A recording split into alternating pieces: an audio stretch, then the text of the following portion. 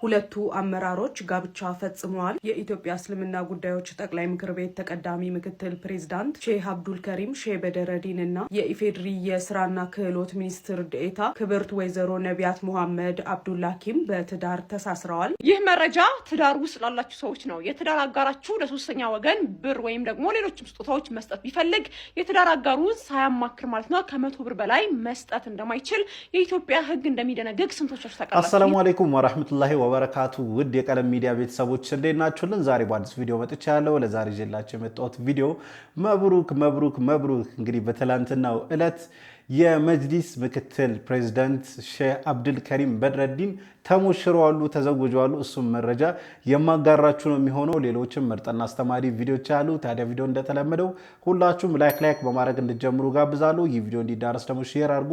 ለዚህ ቻናል አዲስ ከሆናችሁ ሰብስክራይብ ማድረግ አይረሳ። በቀጥታ ወደ ቪዲዮ። ጁምዓ ቀን ነብያችን ሰለላሁ ዐለይሂ ወሰለም በእኔ ላይ ሶላዋት ያለ ሰው 10 ካለ 10 ማን የማን ልጅ የት ቦታ ስንት እንዳለ ይደርሰኛል ብለዋል።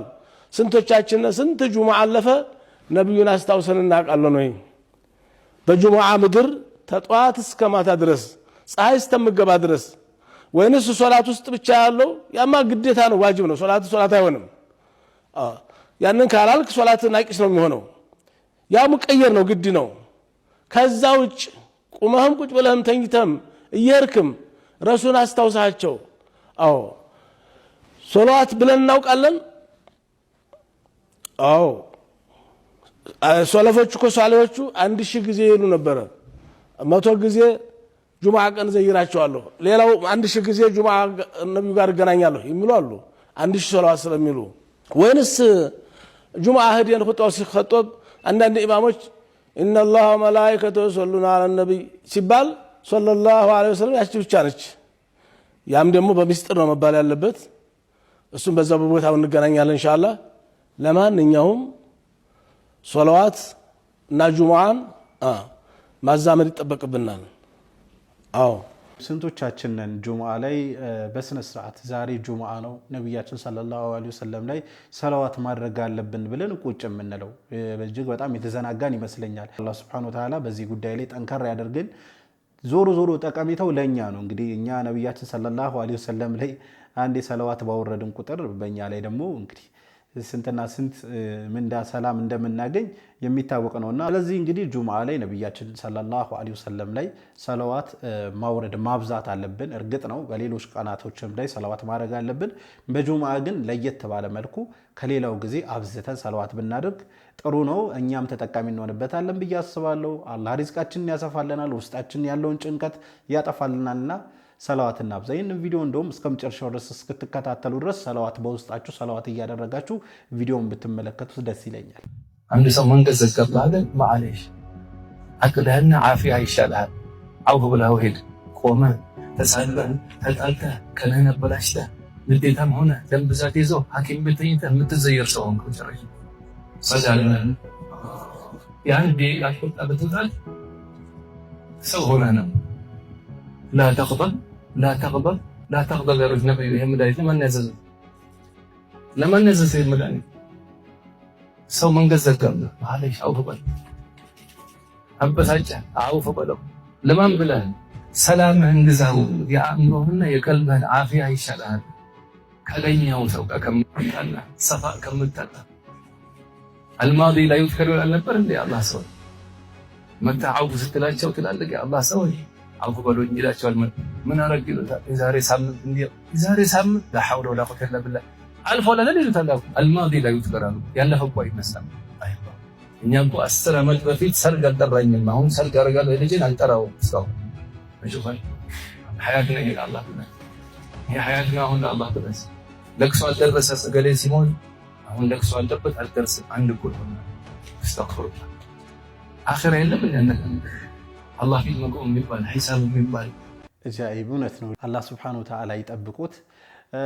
ለራሳችን ስንል አሁን መንገድ ላይ ስንል ሊሆን ይችላል፣ በትራንስፖርት ላይ ከረዳት ጋር ሊሆን ይችላል፣ ወይንም ከሆነ ሰው ጋር በቃ ምናልባት ከሱ ሊሆን ይችላል የመጣው ማይሆን ንግግር ተናግሮ ሊሆን ይችላልና ያንን ነገር ብናሳልፈው ተጠቃሚ የምንሆነው እኛ ነን። ምክንያቱም ካሳለፍነው በኋላ ሰላማችን እናገኛለን። ቀኑን ሙሉ ነገር ከዛ ሰውዬ ጋር ብንጣላ ምን ብንል ቀኑን ሙሉ ነው በቃ ሙዳችንን የምንረብሸው። ምናልባትም ደግሞ አለፍ ካለ ወደ ጸብ ሊኬድ ይችላል። ከዛ በኋላ ጥርስ ሊወልቅ ይችላል ምናምን ነገር ሌላ ጣጣ ማለት ነው። እና እቺ ቁጣ ትንሽዬ ሰው ሲያስቀይመን ወደ ቁጣ የምንሄዳትን ነገር እንደምንም ኮንትሮል ማድረግ ብንችል እንደው አላህ ይወፍቀን። በጣም ከባድ ነገር ነው እኮ አይደል? አንድ ሰው ድንበራችን ላይ መጥቶ ማሳለፍ አንዳንዴ ይከብደናል። ግን ለራሳችን ሰላም ስንል ቀኑን በሰላም እንድንውለው የሆነ ሰው ሲረብሸን ወይንም የሆነ እኛን ደስ የማይል ነገር ሲያደርገን እንደው ናቅ አድርገን ብናልፈው ጥሩ ነው ብዬ አስባለሁ። ለራሳችን ሰላም ስንል አንድ ሰሐቢ መጥቶ ወጣት ነብዩን ሰለላሁ ዐለይሂ ወሰለም ዝሙት ይፍቀዱልኝ ብሎ እኮ ጠይቋቸዋል። እኔ ዛሬ ይህንን ብትጠየቅ ምንድነው ምላሽ? አንተ ሸይጣን ነው የምለው? በምን መልኩ ነው ትሪት የማደርገው? እስኪ ጠጋ በል አሉት ነብዩ ሰለላሁ ዐለይሂ ወሰለም። ጠየቁት፣ ይህ ነገር በእናትህ ላይ ቢፈጸም ትወዳለህ ወይ? አንገሸገሸው። ላ ያ ረሱላላህ፣ በፍጹም በእህትህ ላይ ቢፈጸም ትወዳለህ ወይ? ዐቅሉን አስተካከሉት። ነብዩ ሰለላሁ ዐለይሂ ወሰለም ወደ ራሱ አመጡት። ኢማጂን እንዲያደርግ አደረጉት። ቅርብ ዘመዶችን በሙሉ ጠቀሱለት። ሌሎችም ሰዎች እኮ እንዳንተ ነው የሚሰማቸው አይወድም እኮ ይሄን ነገር። እጃቸውን አስቀምጡና ዱዓ አደረጉለት። ወላሂ ወደ ነብዩ ሰለላሁ ዐለይሂ ወሰለም ስገባ ከዝሙት የበለጠ ተወዳጅ ነገር አልነበረም እኔ ዘንድ። ከሳቸው ስወጣ ደግሞ እንደ ዝሙት የምጠላው ነገር። this is how he treats ሰሃቦቻቸውን በዚህ መልኩ ነው ትሪት የሚያደርጉት። እዝነት ሁሉም ነገራቸው ውስጥ ይታያል። ነብዩ ሰለላሁ ዐለይሂ ወሰለም ሁሉም ነገራቸው ውስጥ اللهم صل وسلم وبارك على محمد وعلى ال سيدنا محمد። እንደው ምን አይነት ነብይ እንዳለን እኮ ወላሂ ለአዚም በትክክልም ስነ ምግባርን ኖሮ ያሳዩን አላህ Subhanahu Wa Ta'ala አንተ እኮ በታላቅ ስነ ምግባር ላይ ነህ ያላቸው እኮ ለዚህ ነው። እኛ ብንሆን እንደዚህ ነው ወይ የምናደርገው? ዛሬ እኮ የሆነ ሰው ትንጥዬ ጥፋት ሲያጠፋ በቃ ቲክቶኩ፣ ዩቲዩቡ፣ ፌስቡኩ ቀውጢ ነው የምናደርገው አይደል?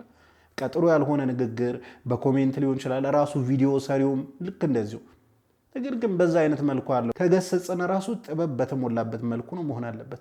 ይሄው ነብያችን ሰለላሁ ዐለይሂ ወሰለም እየተመለከትን እንግዲህ ያስቡት ዝሙትን ዚናን ፍቀዱልኝ እሱ ማድረግ ፈልጋለሁ ነው ያላቸው። እኛ ዛሬ አንድ ሰው መጥቶ እኔ ዝሙት ማድረግ ፈልጋለሁ ቢለን እንዴት ልናመነጫጭቀው እንደምንችለው አስቡት። ሴትም ከሆነች ልክ እንደዛው እንዴት እንደምናመነጫጭቃት።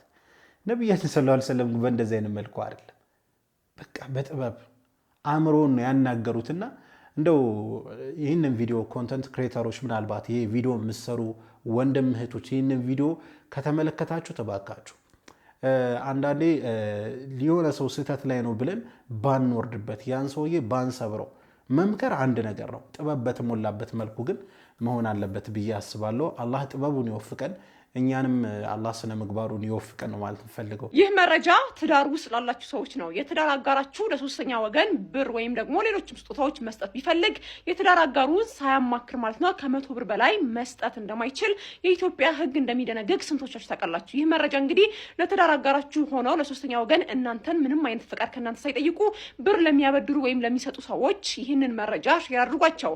ማንኛውም ባለትዳር ለሶስተኛ ወገን ምንም አይነት ብር መስጠት ቢፈልግ ከትዳር አጋሩ ፍቃድ ውጭ ማለት ነው ከ100 ብር በላይ መብለጥ እንደሌለበት የኢትዮጵያ የቤተሰብ ሕግ ይደነግጋል። ትዳር ውስጥ ሁለት አይነት ሀብት ሲኖር የጋራ ሀብትና የግል ሀብት በመባልም ይከፈላል። ታዲያ በትዳር ውስጥ ባልም ሆነ ሚስት ለሶስተኛ ወገን ማንኛውም ነገር መስጠት ቢፈልጉ ከግል ሀብታቸው ላይ ከሆነ የፈለጉት ያህል መስጠት ይችላሉ። ነገር ግን የጋራ ሀብታቸው ላይ ከሆነ ግን ከ100 ብር በላይ መስጠት እንደማይችሉ ወይም ደግሞ ባል ወይም ሚስት ከነሱ ፍቃድ ማግኘት እንደሚገባቸውም እንግዲህ የኢትዮጵያ የቤተሰብ ሕግም ይደነግጋል። ይህ መረጃ እንግዲህ ባለትዳር ሆናችሁ እናንተ አጋሮች ለሌላ ለሶስተኛ ወገን እናንተ ሳይስፈቅዱ ከ100 ብር በላይ በስጦታ መልክ ሊሆን ይችላል፣ በብድር መልክ ሊሆን ይችላል የሚሰጡ ከሆነ ይህ መረጃ ሼር አድርጉላቸው። ምክንያቱም የኢትዮጵያ የቤተሰብ ሕግ በፍጹም እነዚህ ነገሮች ወይም ደግሞ ከ100 ብር በላይ ማንኛውም አይነት ስጦታ ያለ አጋር ፍቃድ መስጠትን ይከለክላል። መልካም ምሽት። እንግዲህ እንደሰማችሁት ነው ባሎች፣ ሚስቶች ጥንቃቄ ማድረግ ነው ከዚህ በኋላ እንግዲህ። ምክንያቱም ያለ ባል ፍቃድ ወይንም ያለ ሚስት ፍቃድ ከ100 ብር በላይ ለሌላ ሰው በስጦታ መልክ ሊሆን ይችላል በብድር መልኩ መስጠት በሕግ ያስጠይቃል የሚል መረጃ ነው እና ጠንቀቅ እያለን በነገራችን ላይ በጣም ትክክል ነው። ዝም ብለን ስናስበው ራሱ ባለቤታችን ሳናስፈቅድ ምናምን ነገር እያነሳን ለሰው የምንሰጥ ከሆነ ምን ያህል ለሷል ልንጎዳት የምንችለው። በተለይ ደግሞ አንዳንድ አባካኝ ባሎች አሉ። በቃ ኪስ ውስጥ ብር እንዲቀመጥ የማይፈልግ ሰው አለ፣ ዝም ብሎ የሚያወጣ ማለት ነው። ጓደኞቹን የሚጋብዝ ምናምን ለጓደኞቹ የሆነ ነገር የሚያደርግ እንደዚህ አይነት ሰው አለ። የቤቱን ነገር በደንብ ሳያሟላ ማለት ነው፣ የባለቤቱን ፍቃድ ሳይጠይቅ። ይሄ መረጃ ለአንተ ነው፣ አለበለዚያ በህግ ትጠየቃለህ። መጀመሪያ ቤትህን አስተካክል። ከዛ በኋላ እንደው ጓደኞችንም መጋበዝ ወይንም ለሌላም ሰው ስጦታ መስጠት ከፈለግ ሚስትየውን አስፈቅድ። እሷ ከፈቀደች ጥሩ፣ ካልሆነ ግን በህግ ትጠየቅበታለህ። ለማንኛውም አሁን ወስዳችሁ ቪዲዮ እንግዲህ ሼህ አብዱልከሪም በህረዲን ተሞሽሯል። እሱም መረጃ እንመልከትና የራሳችን ሀሳብ አስተያየት እንሰጥበታለን። ሁለቱ አመራሮች ጋብቻ ፈጽመዋል። የኢትዮጵያ እስልምና ጉዳዮች ጠቅላይ ምክር ቤት ተቀዳሚ ምክትል ፕሬዝዳንት ሼህ አብዱልከሪም ሼህ በደረዲን እና የኢፌድሪ የስራና ክህሎት ሚኒስትር ዴኤታ ክብርት ወይዘሮ ነቢያት ሙሐመድ አብዱላኪም በትዳር ተሳስረዋል። ይህንን ጋብቻ ለየት የሚያደርገው ሁለቱም ታዋቂና ሀገር አገልጋይ ግለሰቦች መሆናቸው ነው። መልካም ትዳር። አሚን አሚን። መልካም ትዳር ይሁን። እንግዲህ ሼህ አብዱልከሪም በህረዲን የኢትዮጵያ እስልምና ጉዳዮች ምክር ቤት ምክትል ፕሬዝዳንት ናቸው።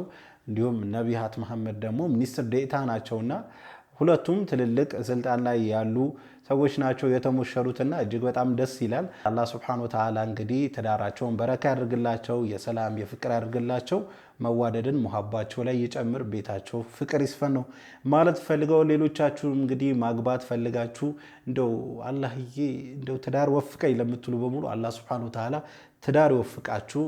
ሳሊህ የሆነውን ዝም ብሎ ትዳር ብቻ ሳይሆን ሳሊህ የሆነውን ባል ሳሊህ የሆነችው ሚስት አላህ ይወፍቃችሁ ነው ማለት የምፈልገው። ታዲያ እናንተም ሰበብ ማድረስ አለባችሁ።